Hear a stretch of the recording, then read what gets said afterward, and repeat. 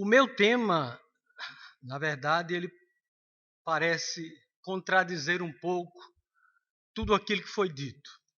O tema da conferência, como nós sabemos, e o tema da palestra dada anteriormente, é justificação pela fé somente. Este tema, ele de fato, ele pode ser justificado ou pode ser demonstrado claramente no ensino das Escrituras, como nós vimos. Por exemplo, Romanos 3:28.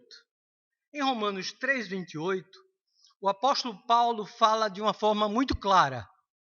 Concluímos, pois, que o homem é justificado pela fé, independentemente das obras da lei. Em outras palavras, o apóstolo Paulo, por inspiração do Espírito Santo, diz o seguinte: somos justificados pela fé somente. Repito, Romanos 3:28. Concluímos, pois, que o homem é justificado pela fé, independentemente das obras da lei. Em outras palavras, somos justificados pela fé somente. É um termo bíblico e muito claramente explicado na palestra anterior. No entanto, o meu tema, o tema da minha palestra, é: fé sem obras justifica? É uma pergunta, é uma indagação, o que parece contradizer tudo aquilo que foi dito. Mas este título, ele não é meu, assim como o título anterior. Porque, de fato, nós também podemos justificar este título ou esta indagação, cuja resposta, fé sem obras justifica, é não, na palavra de Deus, nas Escrituras Sagradas. Se nós abrirmos a palavra de Deus em Tiago, no capítulo 2, e no versículo 24, nós vamos observar que Tiago parece dizer que fé sem obras parece que é não. Vamos ver. Verificais que uma pessoa é justificada por obras e não por fé somente. Vamos ler novamente. Tiago 2:24. Verificais que uma pessoa é justificada por obras e não por fé somente. Em outras palavras, o que Tiago está a nos dizer é que não somos justificados pela fé somente. Não parece claro? Então, se de fato o apóstolo Paulo diz que é pela fé somente, e Tiago nos diz que não somos justificados pela fé somente, se pegarmos estas duas frases, essas duas palavras, e confrontarmos, colocarmos um ao lado da outra, de fato, teremos que ser justos para afirmar que, inegavelmente, estes dois termos, estas duas palavras, elas são contraditórias. E se chegarmos a esta conclusão de que há contradição, então ou ficamos com Paulo ou ficamos com Tiago. E iríamos considerar ou Paulo ou Tiago como não inspirados, como não palavra de Deus, como muitos chegam a esta conclusão. No entanto, há um princípio muito claro para interpretarmos a palavra de Deus e encontrarmos a resposta certa a esta indagação. Nós temos que analisar o texto à luz do seu contexto. Porque as palavras soltas, elas podem nos enganar. E nós somos muito hábeis a tirarmos conclusão das Santas Escrituras de forma muito precipitada. Basta fazer uma mera leitura simples, sem uma análise aprofundada do seu contexto, e imediatamente chegamos a conclusões. Mas será que este é o método de interpretação correto para chegarmos a uma conclusão certa e verdadeira? Certamente que não. O que ocorre, na verdade, é que cada um dos autores inspirados pelo Espírito Santo fala do termo justificação, que já nos foi explicado de uma forma muito clara, dentro do seu contexto. Ou seja, enquanto Paulo fala do meio através do qual nós somos justificados, Tiago fala das consequências desta justificação, que são obras. Enquanto Paulo fala do facto da justificação, Tiago fala da evidência desta justificação pela fé somente. Enquanto Paulo combate o legalismo, Tiago combate o antinomismo, ou seja, o achar que a lei não tem mais absolutamente nada a ver com a vida cristã. Ou o quietismo, doutrina do século XVII, que afirmava que o crente, para ser salvo, basta ter uma vida contemplativa, de oração, e mais nada. Em suma, ambos falam de uma única moeda, no entanto, cada um fala de um lado da moeda. Uma moeda tem dois lados. Mesma palavra, justificação em Paulo, justificação em Tiago. No entanto, dois conceitos, dois sentidos distintos. Eu vou citar uma frase de um grande puritano do século XVII, como já foi mencionado na palestra anterior, chamado John Owen. Ele nos diz o seguinte, prestem atenção, não se deixem levar pelo mero som das palavras. Lembrem-se sempre da tendência geral do ensino bíblico e nunca interpretem um versículo de forma contrária à tendência geral do ensino das Escrituras. A Escritura é um livro só, de Gênesis a Apocalipse. O Antigo e o Novo Testamento é palavra de Deus, tanto Paulo quanto Tiago. Portanto, devemos interpretar o termo justificação à luz do ensino de toda a palavra de Deus, à luz do contexto no qual Tiago nos fala do termo justificação. Repito, basta a primeira frase para entendermos daquilo que John Owen nos ensina. Não se deixem levar, serem enganados pelo mero som da palavra, que pode nos dar uma interpretação errada das Escrituras. Um exemplo claro, o Evangelho de João, no capítulo 1 e no versículo 10, nos diz assim, o Verbo estava no mundo. O mundo foi feito por ele, ou por intermédio dele, mas o mundo não o conheceu. Observem, João, ele utiliza 3 palavras mundo, no mesmo versículo. Mundo, mundo e mundo. Mas cada uma das palavras, e são as mesmas palavras no grego, cosmos, tem um sentido. Observem, se os irmãos estiverem com a Bíblia e quiserem abrir, João 1,10. O Verbo estava no mundo, se referindo a Jesus Cristo. Ele está a nos afirmar que Jesus Cristo estava em Portugal, no Brasil, em França? Não. O Verbo estava numa dada região geográfica conhecida como Palestina, em Belém da Judéia, para ser mais específico. Então, mundo, a palavra mundo aqui se registra,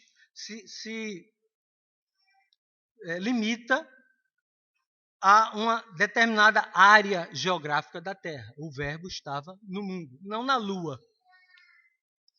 O mundo foi feito por intermédio dele. Mundo, aqui, não se refere apenas a uma determinada área geográfica do planeta Terra. Mundo aqui se refere a todas as coisas criadas. No princípio era o Verbo estava com Deus e o Verbo era Deus. Todas as coisas foram feitas por intermédio dele. Sem ele, nada do que foi feito se fez. Mundo, portanto, aqui se refere ao cosmos de uma forma geral. Mas o mundo, mais uma vez a palavra mundo, não conheceu. Será que ele se refere a uma região da Palestina? Será que ele se refere à lua, às estrelas? Obviamente que não. O mundo aqui se refere a um grupo de pessoas que rejeitou Jesus. Porque um outro grupo, se lermos o capítulo 1 todo, vai reconhecer que Jesus de fato é o Messias. Mas a todos quanto o receberam, deu-lhe o poder de serem feitos filhos de Deus. Isto é, aos que creem no seu nome. Os quais não nasceram da carne, nem da vontade do varão, mas de Deus. Então observem, mundo, mundo, mundo. Com a mesma palavra, mas três sentidos diferentes. Portanto, justificação em Paulo e Tiago. Paulo, portanto, usa a palavra justificação com o sentido de declarar justo. Ou seja, apesar de nós pecadores, ímpios, idólatras, quando cremos no Senhor Jesus Cristo, quando o Espírito Santo nos concede o arrependimento para a vida, Deus nos declara justos. São pecadores justos. Ímpios justos. Não transformados em justos, mas considerados justos, em virtude da obra vicária do Senhor Jesus Cristo, que morreu pelos nossos pecados, o justo pelos injustos. Então, com base na obra vicária, substitutiva do Senhor Jesus Cristo, e pelo fato de eu estar unido a Ele pela fé somente, Deus me considera justo, com base na obra de Cristo. Então é neste sentido, como já nos foi explicado, que o apóstolo Paulo utiliza o termo justificação pela fé somente. Em outras palavras, no sentido em que Deus perdoa e aceita o pecador culpado, ou seja, o ímpio, Romanos 4:5, e o considera como inocente, justo, apesar de pecador. E Paulo se dirige à igreja, a irmãos que eram ímpios, que foram considerados, declarados e não transformados. Cuidado, ele não nos transforma em justos, mas ele nos considera justos. Deus declara que aquela pessoa que se arrependeu dos seus pecados, recebeu a Cristo pela fé, ou seja, que creu nele, é vista por Deus, a partir do momento de sua conversão, como sendo judicialmente justa. Não significa que a pessoa é literalmente feita justa. Da mesma forma em que glorificar a Deus não transforma Deus em glorioso. é apenas uma declaração. Todos nós devemos glorificar a Deus. O que é que significa que eu devo glorificar a Deus? Que eu vou transformar Deus em glorioso? De forma nenhuma. Eu vou declarar a sua glória. Nada mais. Quer por palavras, quer por vida. Eu glorifico a Deus, mas eu não o transformo em glorioso. Da mesma forma, quando Deus nos declara justos, Ele não está a nos transformar em justos, mas a nos considerar, com base na obra vicária de Cristo, de que eu sou justo. Ele me considera um pecador, um ímpio, considerado justo. Mas que injustiça? Não é injustiça, porque Jesus Cristo pagou a nossa culpa. Nós não temos mais culpa nenhuma diante de Deus. Tiago, por outro lado, usa a palavra justificação no sentido de demonstrar, de evidenciar que eu sou uma pessoa que foi justificado pela fé somente. Em outras palavras, significando que a fé que salva, aquele que já foi justificado pela fé somente, aquele que já é crente, a quem ele chama de irmão, lá em Tiago, e não ímpio, é evidenciada esta fé, ou seja, demonstrada por obras de obediência.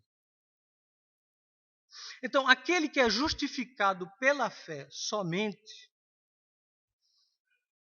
vai obedecer a palavra de Deus, portanto, ele será considerado pelas evidências que a fé dele é uma fé genuína, é uma fé que salva. A fé que foi dada por Deus, que o próprio Tiago deixa isso claro, em Tiago 2,5, que a fé é um dom de Deus, a fé não é meritória, a fé não é autojustificadora, a fé por si só não salva, quem salva é Jesus Cristo, não é a fé nos une a Jesus Cristo, mas é Jesus que nos salva. A fé é meramente eu não sei se o termo se utiliza aqui, canudo,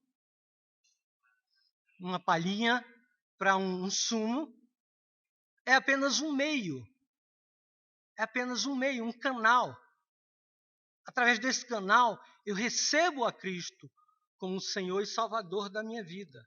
A fé não faz mais absolutamente nada. A fé não é automeritória, não tem nenhum mérito.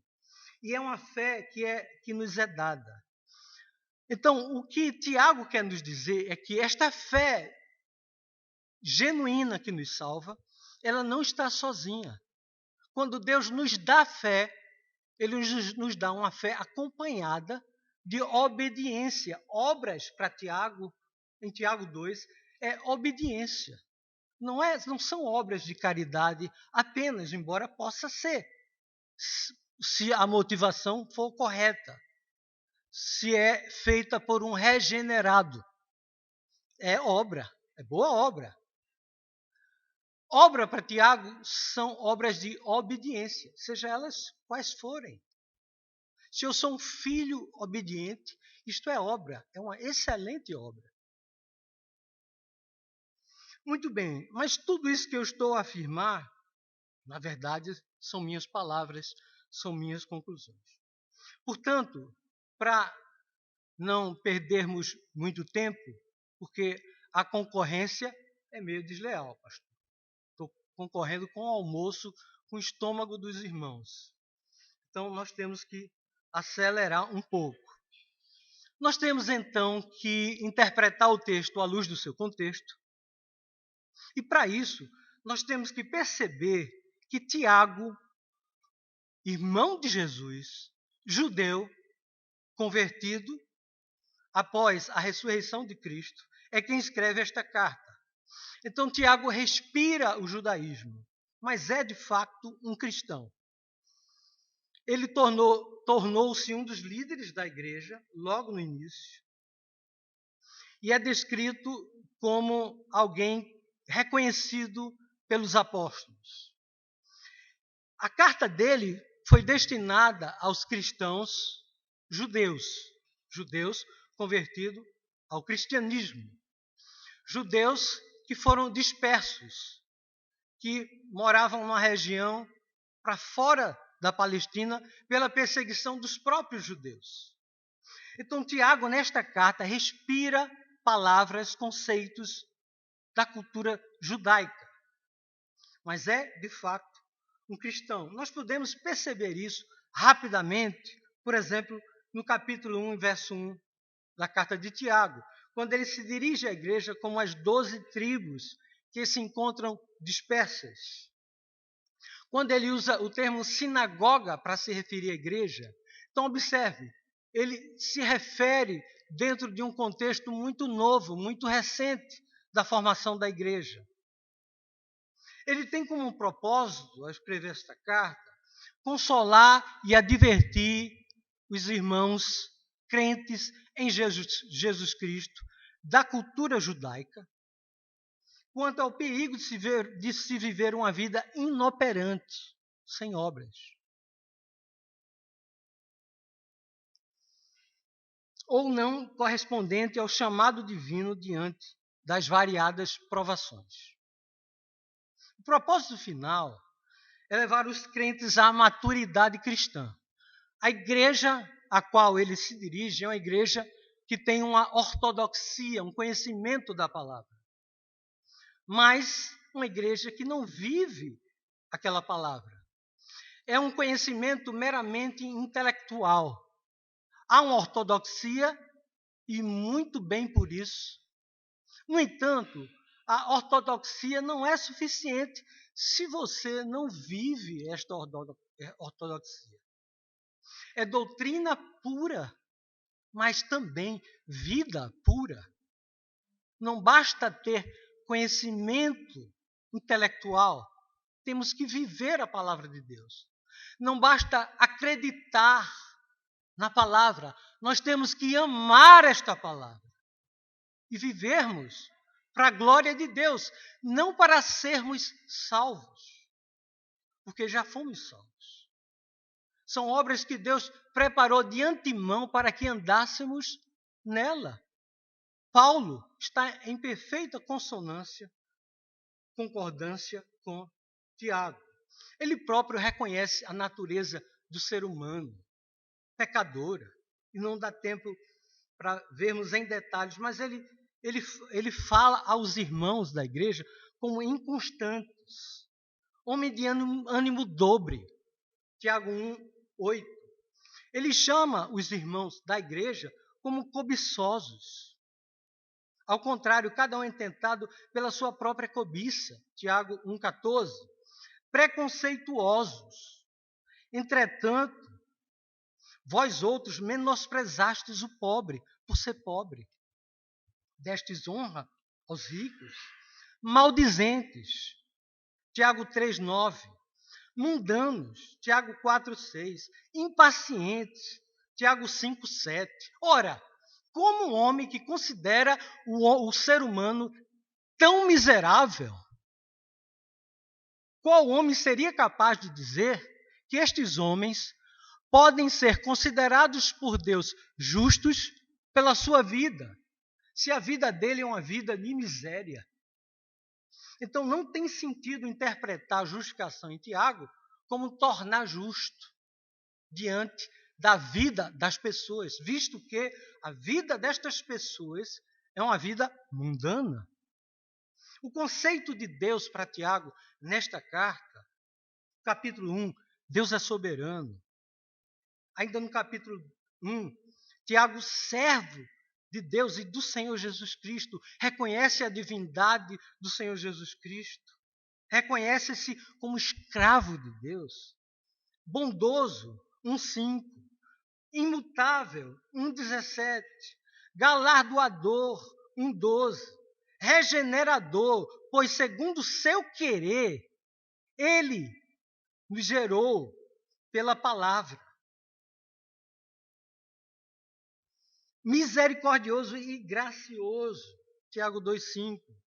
Justo juiz, Tiago 2,13. Capacitador, mais a sabedoria que vem do alto é, antes de tudo, pura. Depois pacífica, amável, compreensiva. Ele reconhece, portanto, que tudo vem de Deus. Toda boa dádiva, todo dom gratuito ou perfeito, vem do Pai das luzes, em quem não pode haver variação ou sombra de mudança. Ele reconhece que tudo de bom, inclusive obras, vem de Deus, não procede do homem.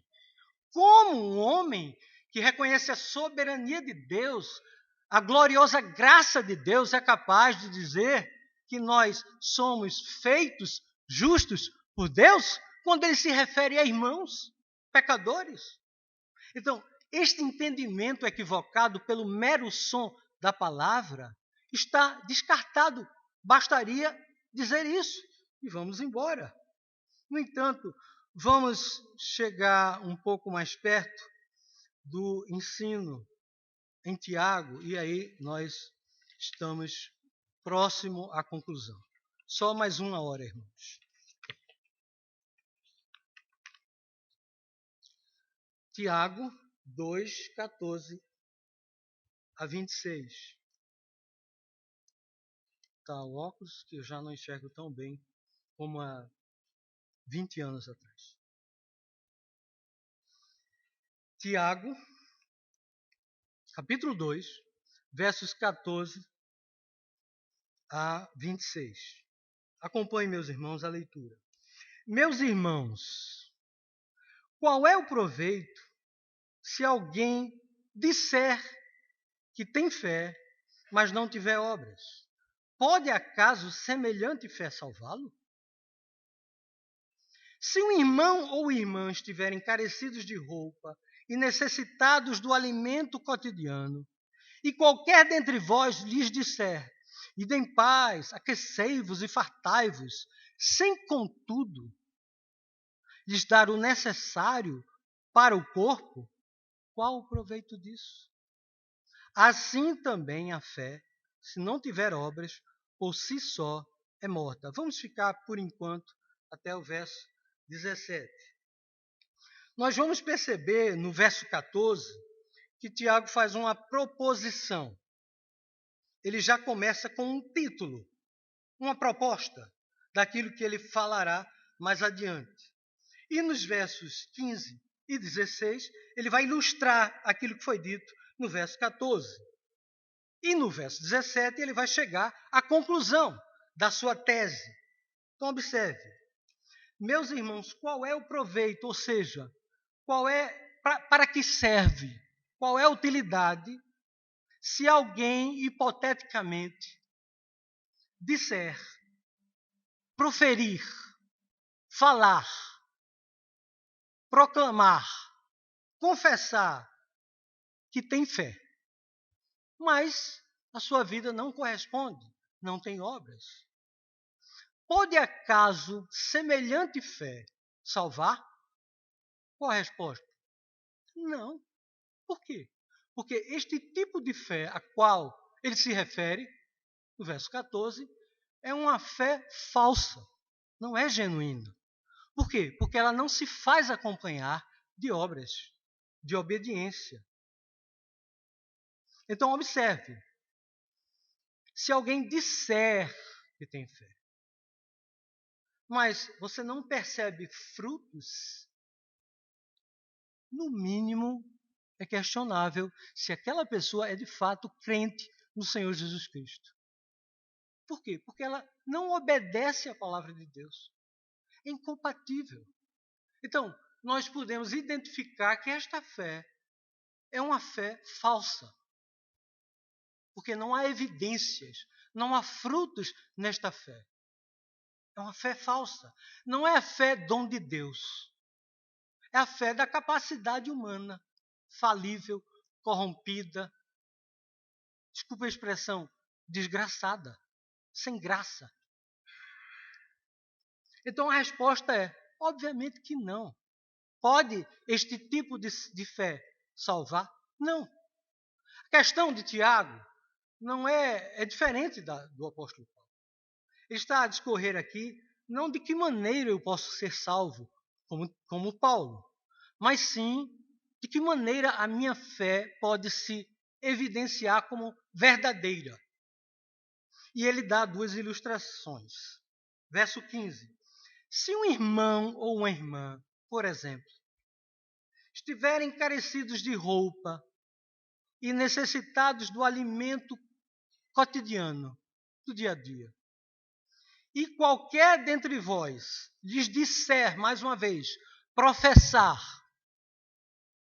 ide em paz, aquecei-vos, fartai-vos, sem contudo lhes der o necessário para o corpo, eu pergunto, qual o proveito disso? De que serve esta fé? É uma fé que não opera, que não ajuda o necessitado da igreja. O contexto aqui é o povo da igreja, os irmãos. Ele não está falando que a igreja deve ter um papel agora social. Abandona o púlpito, abandona a pregação e vamos dar sopa ao mendigo. Não é isso, meus irmãos. Ele está a falar de irmãos na igreja que passam necessidade e a igreja fecha os olhos para isso. De que serve essa fé? Essa fé não salva. Não é uma fé genuína. E devemos estar alertas a isso. Ele então conclui no verso 17. Assim também a fé, se não tiver obras, por si só, a fé somente, mas que fé? A fé falsa. Está morta. Não tem utilidade nenhuma. Um morto não reage. Um morto não opera. Se os irmãos tiverem a oportunidade de conversar com o morto, ele não vai fazer nada. Chegar para o morto, ajuda-me. O morto não faz nada. É isso claramente que Tiago nos diz. De que serve uma fé que não opera? Não tem utilidade nenhuma. E aí eu vou passar algumas coisas aqui e vamos imediatamente para o verso 18. Então ele faz essa divisão. De 14 a 16 ele chega a uma conclusão. Agora os versos 18 e 19. Ele começa novamente com uma proposição, um desafio. Ele lança a mão de um recurso chamado diatribe, que o apóstolo Paulo utilizava. Ou seja, ele lança a mão de um imaginário opositor e faz um diálogo com ele, para nos ensinar. Este opositor, provavelmente, é aquele irmão, ou que se diz irmão, que ele chama de alguém. Se alguém disser que tem fé. Então é isso que ele vai falar aqui no verso 18. Mas alguém dirá, tu tens fé e eu tenho obras. Este tu tem fé e eu tenho obra é o opositor daquele que diz que tem fé, que diz que tem fé. É um opositor. Então, provavelmente o aliado de Tiago, ou o próprio Tiago, questiona. Tu tens fé, eu tenho obras. Agora, mostra-me essa tua fé que tu professas, a fé confessante e não operante, sem obras, e eu com as obras mostrarei, darei evidências da minha fé, que ela é genuína. E ele agora é radical. Ele dá um exemplo, ele faz uma comparação. Verso 19. Crês tu que Deus é um só? Quero chamar o Shema dos judeus. Né? Ouve, Israel, Deuteronômio 6,4. O Senhor, nosso Deus, é o único Senhor. Tu dizes isso. Tu professas isto. Com a boca. Mas esse tipo de fé, meramente professante, que confessa apenas, mas que não vive, que não é operante, é igual à fé do demônio.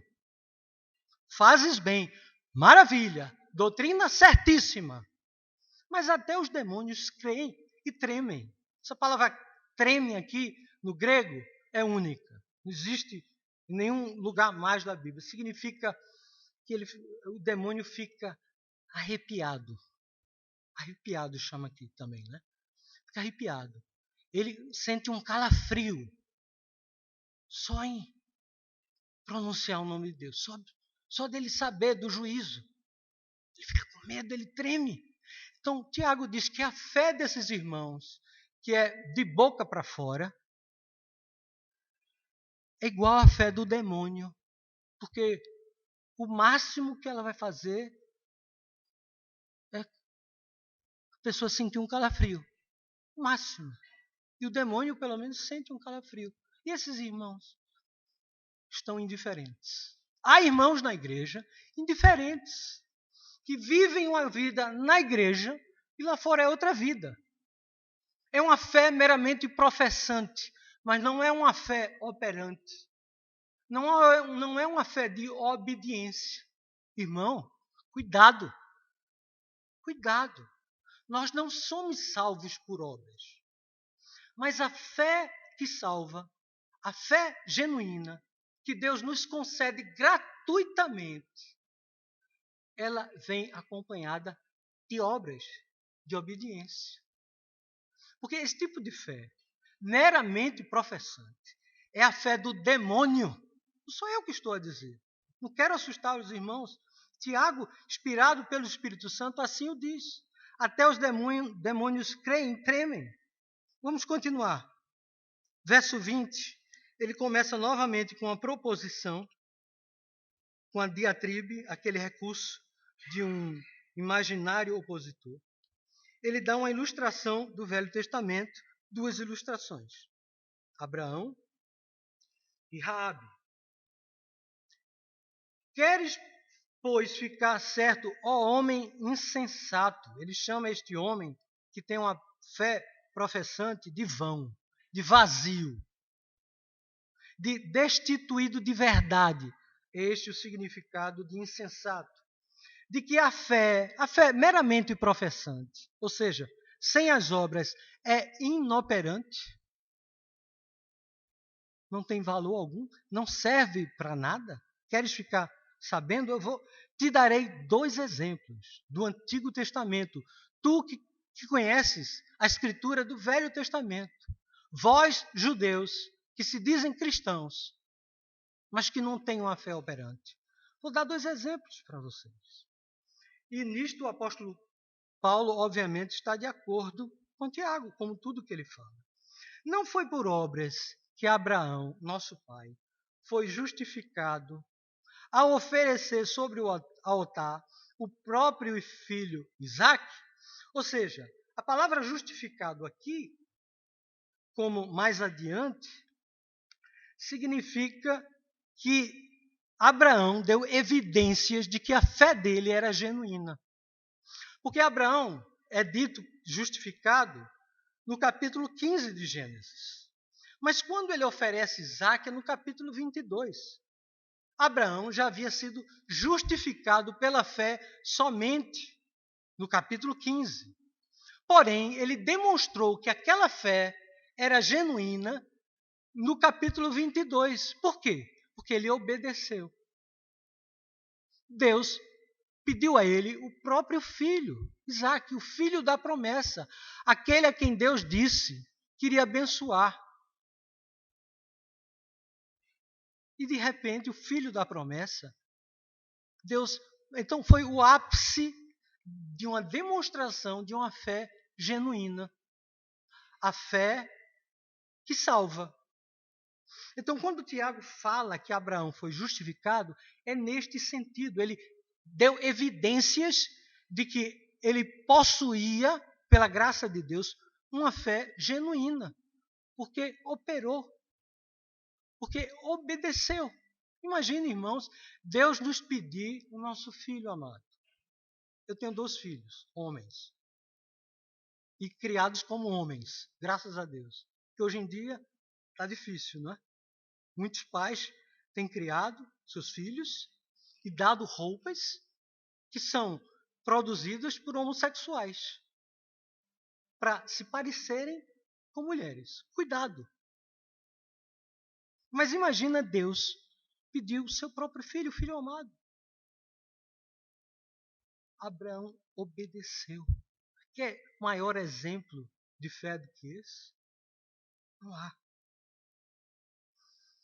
Vês com próprios olhos, tu, opositor, tu que dizes que tem fé, como a fé operava juntamente com as suas obras. Fé e obras juntas.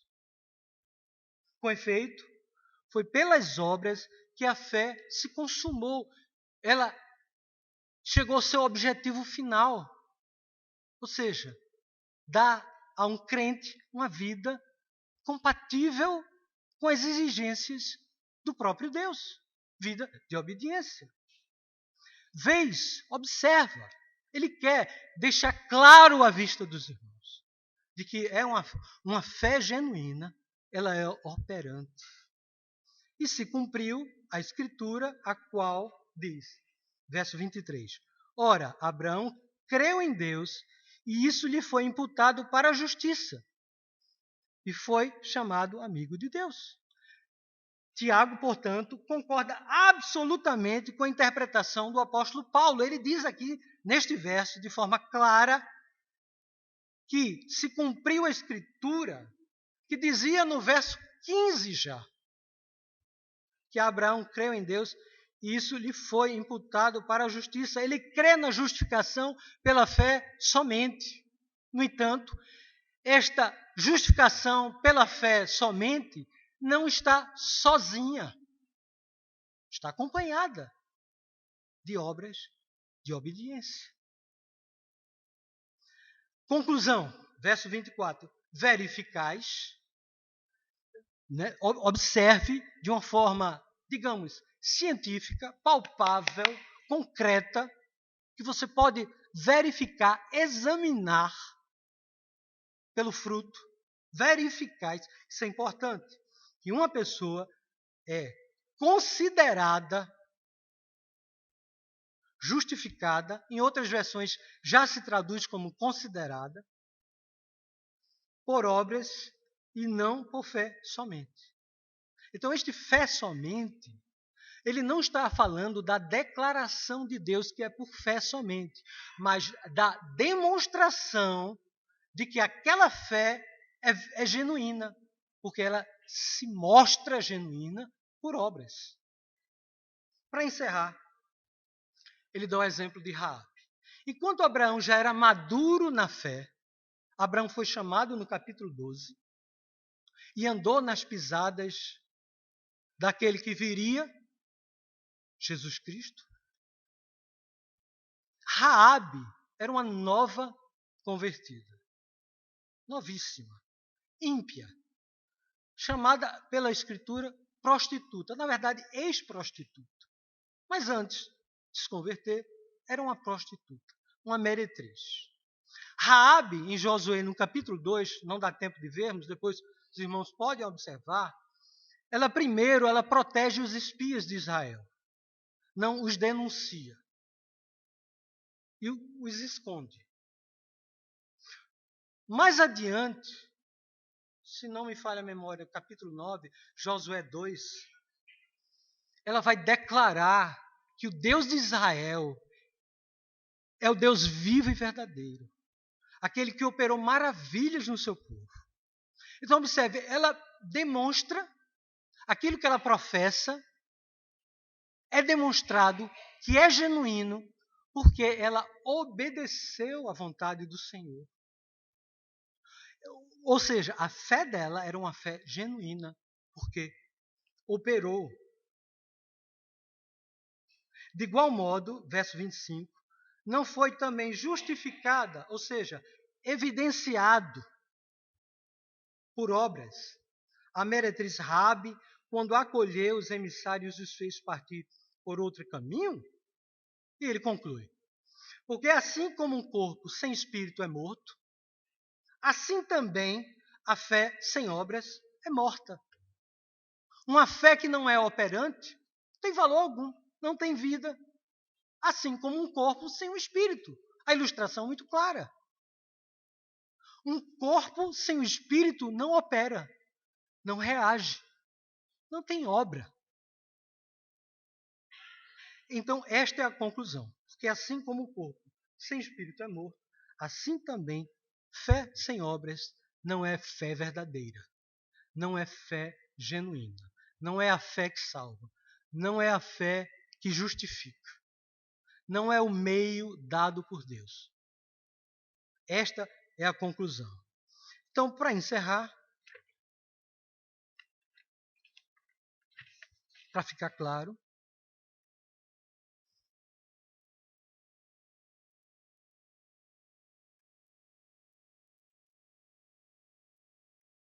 justificação tem duas partes, presta atenção. Significa que Deus aceita os pecadores como justos. Aceita, considera, não os torna. E também significa, no caso de Tiago, a experiência de certeza quando os pecadores sabem que são justificados, quando ímpios. Existe o facto da justificação e existe a evidência desse facto. Um é a declaração de Deus, o outro é o reconhecimento pessoal do facto já ocorrido. Sem dúvida alguma, a decisão divina para justificar alguém deve preceder qualquer outra evidência de justificação naquela pessoa. A diferença entre estas duas faces da justificação pode ser ilustrada por aquilo que acontecerá no juízo final.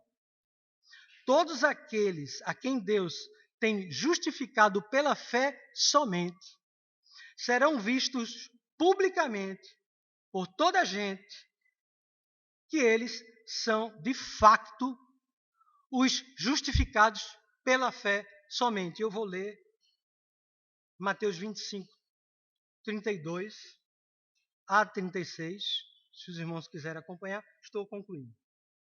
E todas as nações serão reunidas em sua presença, e ele separará uns dos outros, como um pastor separa os cabritos às ovelhas.